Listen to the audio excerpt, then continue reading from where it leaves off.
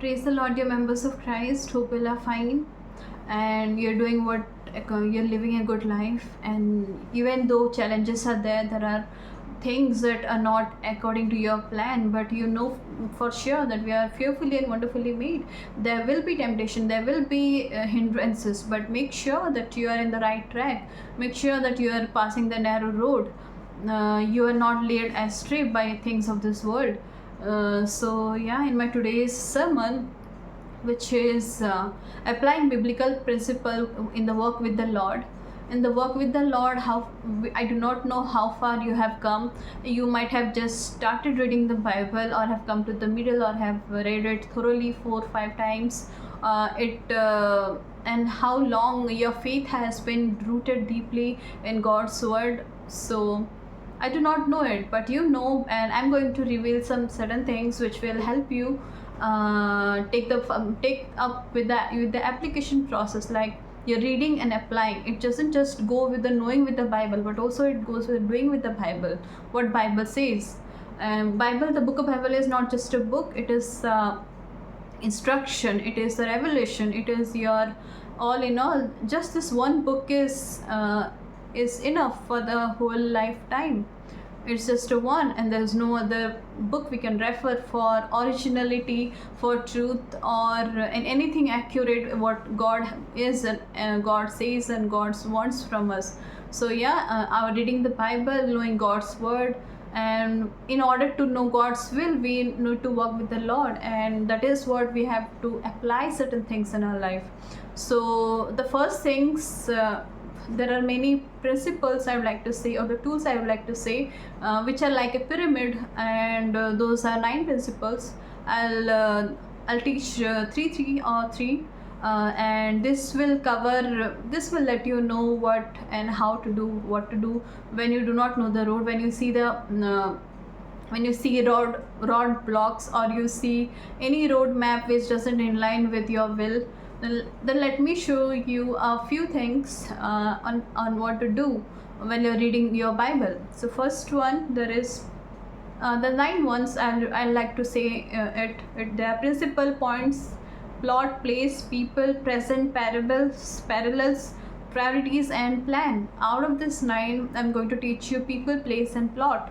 So when it comes to people, you know that God has made people, and everyone had a different life. We are fearfully wonderfully made, just as I said before, and we are created uniquely. So if we are being if we get a message personally, the same message may not go to other person personally. So make sure that the personal message which you receive it, and walk in it. And if you have questions, you can go and ask any other pastors. If you have received a message of pastor or a preacher or any apostle, bishops or evangelist, or just a teacher, or even if you have just being a personal in your career perspective, no matter what, God will use you, God will make use of you. So you will be blamelessly standing in front of God. So if you're working in this process, people, when it comes to people in the Bible, like before Christ or after AD, before or AD, it doesn't depend. It has some inspiration that we can learn from the Bible, both Old Testament and New Testament. When it comes to people like Abraham, Isaac, Jacob, Daniel, they all have said certain things. So when we constantly think about them, when we go deeper by the roadways, whether it is their life, the children, and God's calling Abraham and blessing them, and David, he is the one after God's own heart, or certain, and Enoch, who pleased God. Every people have certain things to say. So you can say that you can find out in the actual text of the Bible, in God's word, and know that how those people were, what are their personality, what are their traits, what are the characteristics, and you can then correct, and you can then people how, and you can then actually sense it. If I'm something like them, if you can know what type of person you are, and how If those people made those decisions at those times, and what am I going to make if I fall into the same situation?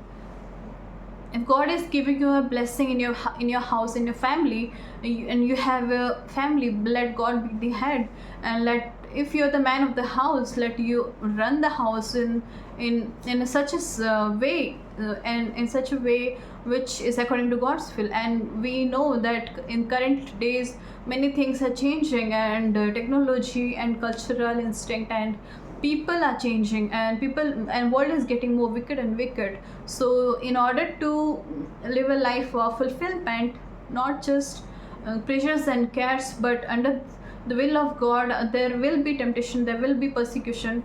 But know that if you act like if you know certain things like the godly people, it will help you in your days to come, to run the race so far and to meet the dead end. And then you can say that you have the faithful servant, that you are the faithful servant and you have done the work right.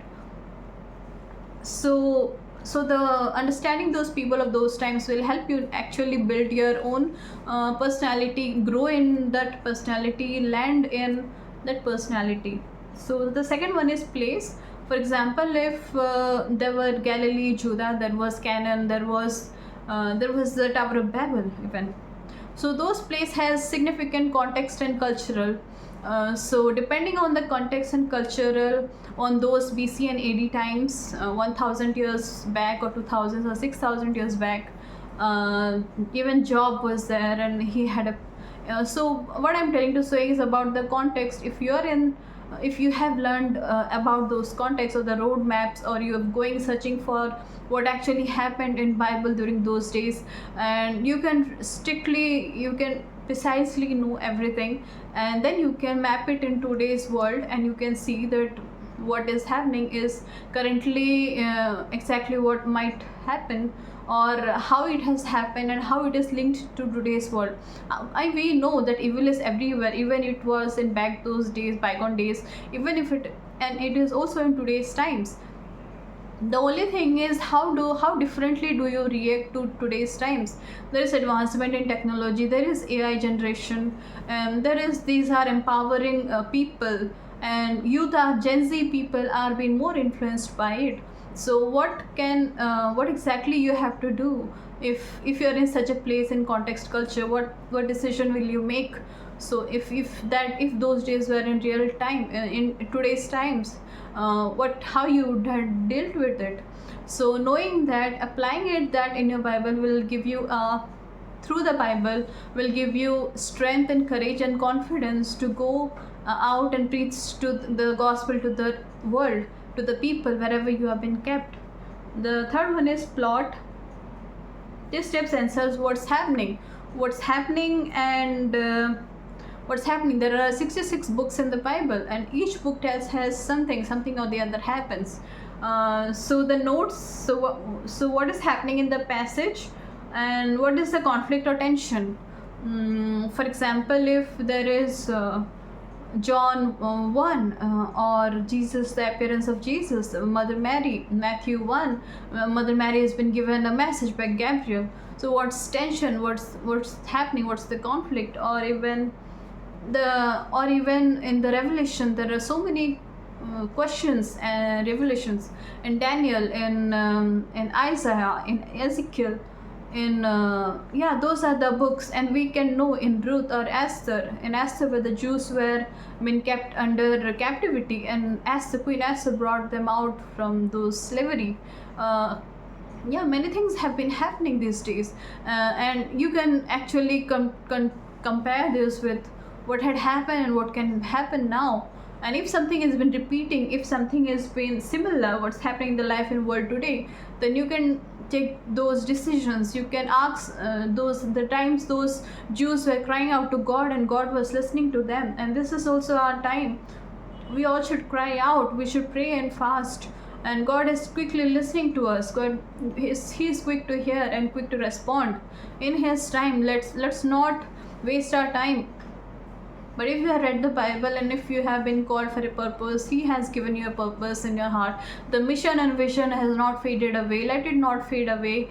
And yeah, you carry this mission to the ends of the world, and that's what we are supposed to do, and that's what we have been called for. And do not fear, do not fear. There are so many times, 365 times written about fear.